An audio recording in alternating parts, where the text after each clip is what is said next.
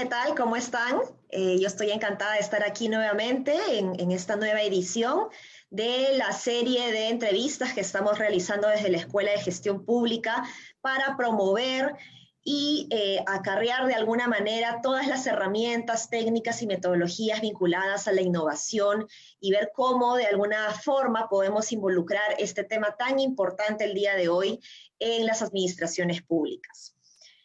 Hoy tenemos una invitada muy especial, está con nosotros Isabel Basaga Fernández, ella es directora de la Maestría en Dirección y Gestión Estratégica de las Administraciones, de las Organizaciones Públicas, perdón, que se realiza de manera conjunta entre el Instituto Ortega y Gasset de España y la Escuela de Gestión Pública de la Universidad del Pacífico. Bienvenida Isabel, ¿cómo estás? Muchas gracias, Ale. Encantada de estar con ustedes. Saludos a los estudiantes y a Perú, por supuesto. Muchas gracias. Bien, Isabel, la razón por la que nos gustaría muchísimo conversar contigo es porque, como bien sabes, este mes, en octubre, se ha firmado una carta muy importante. 22 países iberoamericanos han firmado una carta muy importante que es la Carta Iberoamericana de Innovación Pública, ¿no? Entonces, nos gustaría un poquito que nos cuentes cuáles son los mensajes de esta carta y por qué es importante para Iberoamérica esta nueva herramienta o mensaje que nos dejan a las administraciones públicas a partir de esta firma. Muy bien, bueno, la Carta Iberoamericana de Innovación, más que una herramienta, yo diría que es un deseo, ¿no? Es el deseo de incorporar un elemento de absoluta centralidad para el desarrollo de cualquier institución en aquello que quiere realizar, que en el caso de las organizaciones públicas no es otra cosa que servir mejor a los ciudadanos de la mejor manera posible.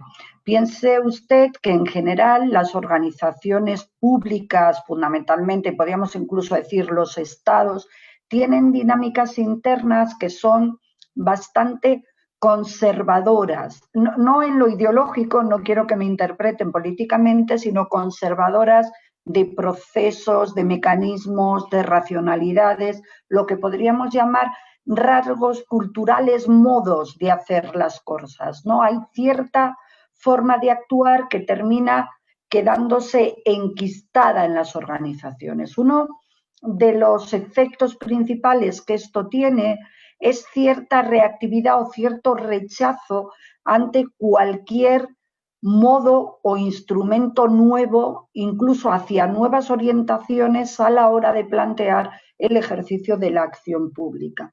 En ese sentido, una carta de esta naturaleza es un reconocimiento a través de los ministros, de los gobiernos y de los estados de la necesidad de incorporar este valor como un valor esencial del servicio público, que contribuya a mejorar, por una parte, la calidad de las políticas y de los servicios públicos, pero también la calidad de las decisiones.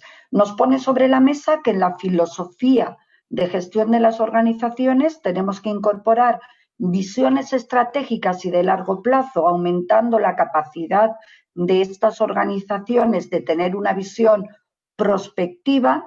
El segundo elemento que entiendo como esencial es la idea de que las organizaciones tienen que ser dinámicas, incluso en la generación del conocimiento y aprovechamiento de sus propias capacidades. Y el tercer elemento, que yo considero como probablemente el elemento central, conseguir satisfacer mejor las necesidades y demandas de los ciudadanos. Que esta satisfacción no solamente pasa por hacer servicios bien intencionados desde una perspectiva un poco de burocracia ilustrada, sino comprender que la única forma de prestar mejores servicios es tener una mejor capacidad para identificar con claridad cuáles son las necesidades a las que hay que hacer frente, pero también, y esto es otro elemento importante de esta carta de innovación, el modo y la manera en que los ciudadanos desean ver satisfechas esas necesidades, con qué orientación y a través de qué métodos, y comprender que la gestión tiene en gran medida elementos de corte sistémico y pluralista, en el que la mejor forma de resolver los problemas no está siempre dentro de las organizaciones, sino en el trabajo conjunto con los propios ciudadanos, con las empresas privadas y con otras organizaciones sociales o no gubernamentales que pueden contribuir a un mejor ejercicio.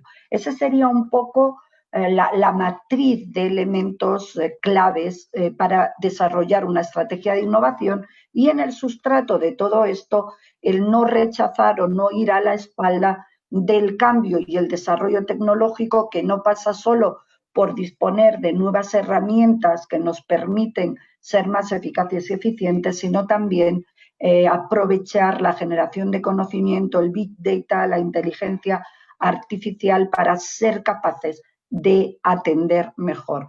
Porque no debemos olvidar que la gestión pública tiene un carácter, la propia carta lo define, ¿no?, como un carácter multifacético, concentrado fundamentalmente en dos grandes vectores. Uno, lograr hacer mejores servicios y políticas para que los ciudadanos precisamente tengan un mayor impacto y los servicios y políticas logren un mayor alcance, por lo tanto un mayor desarrollo político, social e institucional. Y el segundo elemento vector clave es que la forma de hacer esas cosas es también concentrar elementos innovadores en la gestión, en los procesos internos. Es muy difícil servir bien a los ciudadanos si no logramos que las organizaciones funcionen con ese dinamismo y ese pluralismo y ese rigor técnico que requieren las sociedades de nuestro tiempo. Por lo tanto, visiones estratégicas, anticipativas, profesionalizadas, tecnificadas. En el momento, como es el caso, de que una conferencia como es el CLAT, a través de los ministros de Administración Pública, reconoce esa necesidad, hace un diagnóstico y actúa como mecanismo impulsor en las organizaciones. Por lo tanto, no es tan, cuando yo he dicho es una declaración de intenciones, que exista esta declaración de intenciones es el punto de partida, ¿no? Ahora vamos a tratar a ver si es posible que los gobiernos y las administraciones se vayan alineando y vayan identificando cómo satisfacer. Yo creo que es una buena noticia.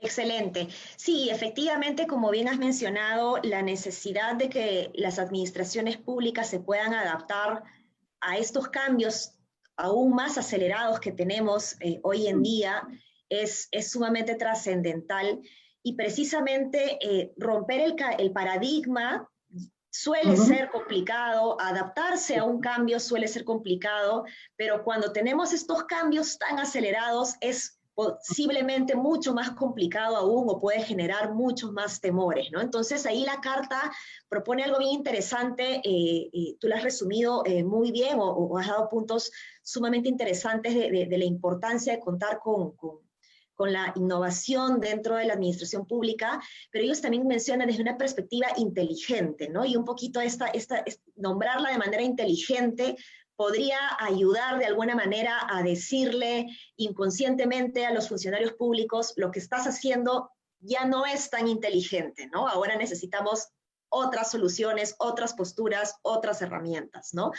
Sin embargo, hablando de esta situación en la que nos encontramos, ¿no?, en administraciones públicas conservadoras o de esquemas tradicionales versus esta necesidad de adaptarse al cambio, ¿qué tan difícil consideras que puede ser innovar en el Estado, ¿no? ¿Cuáles consideras que son los principales desafíos que las administraciones públicas en América Latina en particular deben implementar? Bueno, innovar siempre es complicado, se trate de organizaciones públicas o de organizaciones privadas, ¿no? A mí me gusta mucho este concepto de resistencia al cambio, porque en general cuando lo utilizamos, lo solemos utilizar sobre todo en el ámbito de la gestión pública como la resistencia a cualquier forma de actuar que no sea la habitual que estamos realizando, ¿no? y lo vemos siempre como un enemigo absolutamente invencible, ¿no? Y que limita la capacidad de transformación de cualquier institución, por lo tanto, y a los efectos de nuestra conversación, que limita la capacidad de innovación. Yo reconozco que, como ya me estoy haciendo mayor, me doy cuenta de que la resistencia al cambio no es tan grave, es absolutamente natural. La resistencia al cambio se explica muchas veces por cierto grado de inseguridad de aquellos que tienen que ser actores del cambio, de ser capaces para afrontarlo, inseguridad que en ocasiones tiene que ver con la costumbre de hacer las cosas de una manera y en otras tiene que ver con la falta de visión personal o si quiere, lo digo de una manera más sencilla, intentar responder a la pregunta de ¿voy a ser capaz de hacer las cosas de esta otra manera con estos nuevos instrumentos? En otras ocasiones tiene que ver con que a aquellos que son los principales actores en el desarrollo de esos cambios o transformación, nadie les ha explicado y ha contado con ellos para incorporar su visión en ese proceso de transformación, ¿no? Esto es algo como, a ver cómo lo explico, ¿no? Como todo el mundo habla de ti, de que tú tienes un problema, pero nadie se dirige a ti para saber cuál es el problema que tienes, ¿no? Todo el mundo sabe lo que va a hacer contigo, cuál es el puesto a lo que vas a ir, qué instrumentos vas a utilizar, pero tú no lo sabes porque nadie te lo ha contado. Otras veces por un problema de participación o de no comprensión de la racionalidad. Otras veces porque se requiere de personas trabajos para los que no están preparados, ¿no? Hablamos de procesos innovadores y resulta que hablamos de sistemas de innovación para los que no hemos formado a aquellos que los tienen que poner en marcha. Por lo tanto, en la raíz de la resistencia al cambio no siempre está el deseo de personas de mantenerse en el mismo status quo siempre y que no quieren moverse ni un poquito, que probablemente algún porcentaje de estas personas habrá, ¿no? Porque siempre hay de todo. Pero mi experiencia en el análisis de las organizaciones me aconseja pensar que la mayor parte de las veces tiene que ver con los otros factores que yo he señalado. Ahora mismo, y en general, cuando hablamos de transformación organizativa, hay algunos elementos que contribuyen al deseo de innovar. Uno, la propia incertidumbre ambiental, de tal forma que hoy día y desde hace unos años los empleados públicos estamos más proclives a cambiar que lo estábamos hace tiempo porque necesitamos saber cómo atender mejor en un contexto de un cambio como el que usted señalaba, Ale, muy dinámico, ¿no? Entonces, estamos más preparados para afrontar eso porque la incertidumbre requiere de nosotros más pensamiento, más capacidad de resolución y más capacidad de interlocución. No sé si el orden sería así, ¿no? Sería más bien más pensamiento, más conocimiento, más interlocución, más capacidad de solución. Por otra parte, esos cambios ambientales presionan mucho a las maquinarias administrativas. Piense que los ciudadanos, y en algún momento de la carta no lo dice como yo lo voy a decir, pero ese es el espíritu que maneja, nos hemos sofisticado en relación a los servicios públicos, y no solo porque estemos atendiendo sociedades que van creciendo en niveles de formación, van extendiéndose las capas de la población que tienen cierto grado de conocimiento de las cosas, sino que además de lo que sí tenemos como conocimiento y hábito es en el consumo de servicios públicos. Por lo tanto, somos capaces de comparar, somos capaces de criticar y somos capaces de demandar. Esa presión ambiental anima a los empleados públicos también a estar más preparados de lo que lo estaban para afrontar estos procesos de cambio. Y en otras ocasiones hay una propia dinámica interna institucional, de costumbre, de modo de hacer las cosas que como que requiere de un viento nuevo, ¿no? Como que necesitan un oxígeno nuevo para volver a trabajar. Pues en esa dinámica entran estas cartas de innovación. Creo que el objetivo en general con el que trabajan todos los empleados públicos transversalmente es intentar satisfacer mejor, identificar mejor necesidades y darles una mayor respuesta. Sabemos que con la complejidad de las dinámicas sociales necesitamos mucha información, mucho conocimiento, lo que usted señalaba, mucha inteligencia, la interlocución, el conocimiento, la necesidad de definir mejor, conociendo mejor también, lo estamos empezando a tener en el ADN de los funcionarios. Somos cada vez más conscientes de que la información que necesitamos para satisfacer mejor no está solo dentro de la organización, sino que hay que abrirse fuera, y además somos conscientes de que no todos los recursos están dentro de las instituciones. La complejidad de los problemas es tal que necesitamos incorporar visiones plurales y en ocasiones servir en colaboración con terceros. Podemos lograr un mejor servicio si entramos en contacto con terceros. Para ello, desde luego, el trabajo en las dinámicas internas es importantísimo. No se puede prestar un buen servicio si no se mejora internamente la institución, y en ese sentido tenemos que incorporar dinámicas de esto que se llama tradicionalmente, ¿no?, integridad, ética pública, buen gobierno, y la base del buen gobierno está también en la participación, en el conocimiento, en la creación de equipos de mando de los propios empleados públicos, ¿no?, que tengan el conocimiento, que dispongan de las herramientas, que trabajemos con las habilidades, pero sobre todo que sufran un proceso en el cual son actores, partícipes de estos nuevos diseños, ¿no? Ahí yo creo que la socialización en valores, la formación, la participación en el diseño de nuevas herramientas es muy importante. Debiéramos huir, y esa es una lógica que siempre definimos las personas que nos dedicamos al desarrollo estratégico de las instituciones,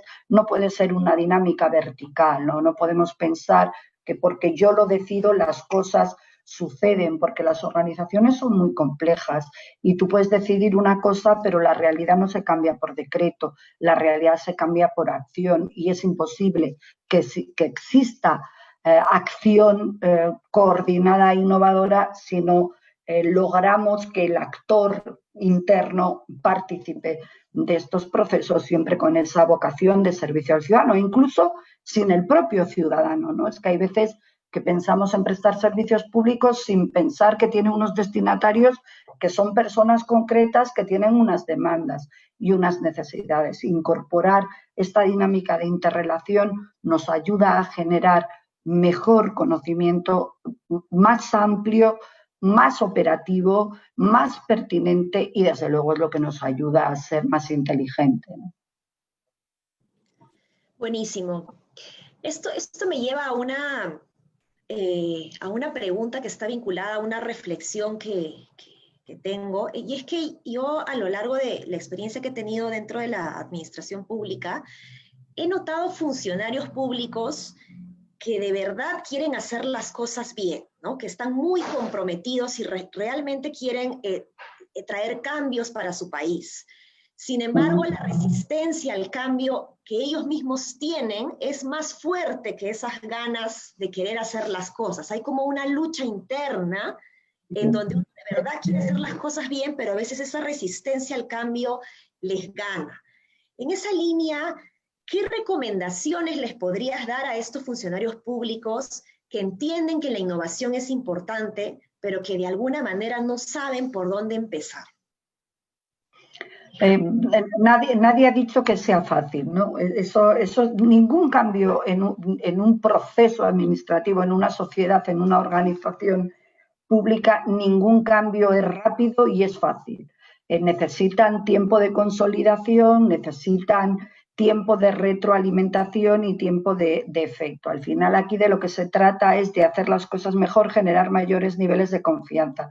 Y en este sentido, hay varias cosas que a mí me gustaría señalar, ¿no? Primero, ser eficaz, resolver problemas en el ejercicio de lo público es muy complicado. Y lo es porque trabajamos con temas muy difíciles, absolutamente multidimensionales, con dinámicas de interacción en las que digamos, cada problema se puede dividir internamente en 20 problemas que a su vez se relaciona con otros problemas ajenos al área en la que estamos interviniendo y entre ellos actúan con efecto multiplicador.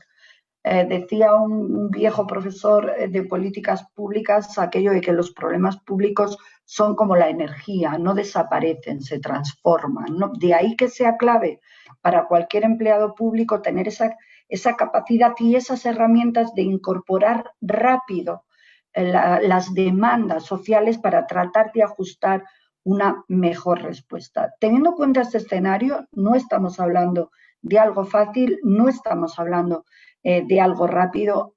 Habría que tratar de aprovechar esta necesidad de innovación que plantean contextos de cambio, de necesidad de revisión de procesos para efectivamente poder hacerlo. ¿Yo qué diría? Yo diría que debiéramos pasar por un proceso de profesionalización en el que las personas que están en estas dinámicas dispongan de los conocimientos, de las herramientas, de las asesorías y de la motivación, que no solo tiene que venir de las maquinarias administrativas, también de la propia sociedad y sobre todo de los directivos, ¿no? De los políticos o de los gobiernos que introduzcan esta dinámica de cambio. Un elemento clave me parece a mí una participación en doble dirección, ¿no? Por una parte, la participación de los empleados en el diseño de esos procesos transformadores, pero también el incorporar indicadores de medición, criterios de evaluación que nos vayan haciendo ver a modo un poco de warnings, ¿no? Cómo vamos acertando, ¿no? Y cuándo corregir a tiempo, y eso hay que incorporarlo. Por lo tanto, participación de los propios empleados públicos, de los funcionarios, como usted dice, en aquellos procesos en los que están trabajando para incorporar estas visiones innovadoras. Y, por otra parte, también construir escenarios de intercambio con aquellos sectores sociales con los que se desarrollan, empresariales, sociales, con otros actores que intervienen en esos procesos en los que está implicado para ver si se pueden llegar a joint ventures, ¿no? En el momento que aumentamos esa interacción, esa participación, inmediatamente sube el compromiso. Créame que lo hemos medido en muchas oportunidades, en ocasiones creemos que la motivación es el dinero y la motivación es el dinero solamente cuando tienes problemas absolutamente perentorios. En un contexto de empleo público estable y profesionalizado lo tenemos medido en múltiples países, en múltiples políticas públicas. La mejor forma de motivación es la participación en la toma de decisiones, ¿no? Y sentirse comprometido con el propio servicio. Porque fíjese que se produce una dinámica que es un poco la dinámica de qué fue antes, el huevo o la gallina, en relación a las administraciones públicas y su entorno, ¿no? Que es esta vieja cuestión, esta antítesis entre identidad institucional e imagen institucional. Si los empleados públicos, si los miembros de las organizaciones públicas no tienen una identidad con el servicio, no son conscientes de lo que logran, en qué parte están trabajando, cuáles son los objetivos y el impacto social, es imposible que transmitan una buena imagen institucional. Y ahora vamos a la gallina, ¿no? ¿Cómo voy a tener buena identidad si la imagen que percibo de mí mismo desde fuera es mala? Eso lo tenemos que romper. De ahí la necesidad de trabajar todas las grandes dimensiones de la dirección pública, ¿no? De los procesos de innovación, pero también las tomas de decisiones, en la generación de conocimiento, en la gestión de la comunicación, la gestión de la información, todo lo que tiene que ver con temas de liderazgo, todo lo que tiene que ver con servicio y diseño de servicios públicos, mecanismos de respuesta y, por supuesto, caracterización, formación, motivación y participación de los recursos humanos. Con lo cual, todas estas aventuras conjuntas a través de distintos procesos de participación e implicación, a través de pequeños pasos nos van poniendo en el camino. Otra cosa que tenemos que entender es que no es un juego de todo o nada, ¿no? Los procesos de cambio no son disruptivos en general, funcionan por aproximación.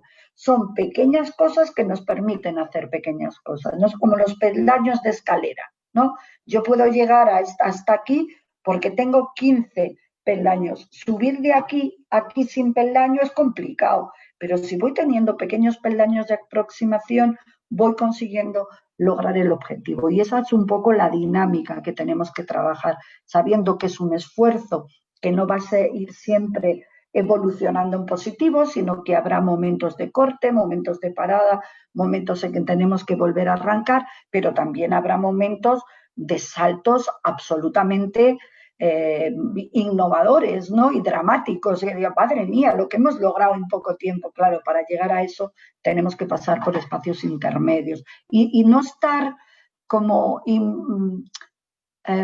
reacios a la frustración, ¿no? Oye, que no pasa nada, que en el camino no todo es bueno ni todo es positivo. Lo que tenemos es que tener las herramientas que nos permitan pasar ese bache. Y esas herramientas son el análisis, es el conocimiento, es la búsqueda de qué tenemos que reordenar. La innovación también es eso. Bien, el tiempo se nos ha pasado volando, querida Isabel. Me gustaría cerrar esta ya última parte con una reflexión final respecto a la pandemia, respecto a lo que nos ha pasado en todo el mundo a partir del confinamiento social, ¿no? Sin lugar a dudas, pues es una situación muy triste para muchos países, para muchos hogares, pero de alguna manera nos genera también ciertas oportunidades y de alguna manera me parece que también podría ser una oportunidad para la innovación en la administración pública, ¿no? En ese sentido, ¿qué ventajas crees que nos puede traer esta pandemia para poder implementar cierta cultura o empezar a desarrollar una cultura de innovación en la administración pública? Bueno, efectivamente, como usted señala esta situación absolutamente lamentable, sobre todo por el riego de dolor que ha dejado a lo largo y ancho del planeta, en ese sentido, mi cariño para Perú y lo que ha sufrido, porque nosotros en España sabemos lo que es con mucha intensidad. Realmente también son oportunidades de reflexión, son elementos disruptivos que nos obligan a pensar de otra manera y sobre todo nos enfrentan a una situación desconocida, ¿no? Y en ese sentido, siempre, aunque nos gustaría que no hubiera pasado, pero siempre hay que ver qué podemos aprender, ¿no? El sistema de lecciones aprendidas, no del aprendizaje por evidencias, que es muy de los procesos innovadores. Yo sinceramente creo que tenemos que aprender muchas cosas, ¿no? Lo primero que es que coqueteábamos con la idea de que existía una incertidumbre ambiental. Bueno, no es coquetear. Ya hemos visto que la incertidumbre está detrás, escondida, ¿no? Detrás de las columnas y que en cualquier momento nos puede asaltar. En ese sentido necesitamos ser capaces de tener organizaciones más dinámicas, de tener más capacidad de análisis y de ofrecer respuestas más rápidas a las demandas de cambio y a la atención a los problemas. En este sentido, pues han aparecido, sobre todo en lo que al empleo público se trata, pues bueno, la revisión de los procesos de gestión, la revisión de la maquinaria interna, la revisión de la tecnología y su uso en las organizaciones, la incorporación de la inteligencia artificial para hacer análisis de carácter mucho más prospectivo que nos permitan tener esas evidencias para la decisión. De repente ha aparecido todo un conjunto de iniciativas de teletrabajo y hemos descubierto que hay cosas que se pueden hacer sin tener presencia física, que la tecnología ha empezado a formar parte de nuestras vidas y que por lo tanto podemos revisar. Es como ser más eficaces, más eficientes, pero también prestar servicios de mejor calidad con una dimensión ética más alta. Descargar un poco a la maquinaria de lo hard, ¿no?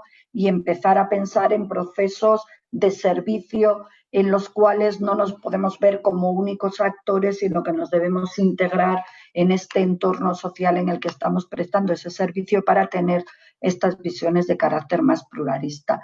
Yo creo que puede ser una muy buena oportunidad para la reflexión, desde luego lo ha sido para la incorporación de la tecnología. Usted como yo sabemos que hace 6 meses, si les dijéramos a los estudiantes, tu formación va a ser plenamente online, probablemente nos dijeran que estábamos locas, y hoy día casi cualquier ciudadano medio, pero desde luego cualquier universitario y cualquier gestor público sabe manejar 5 o 6 herramientas de videoconferencia y varias aplicaciones, ¿no?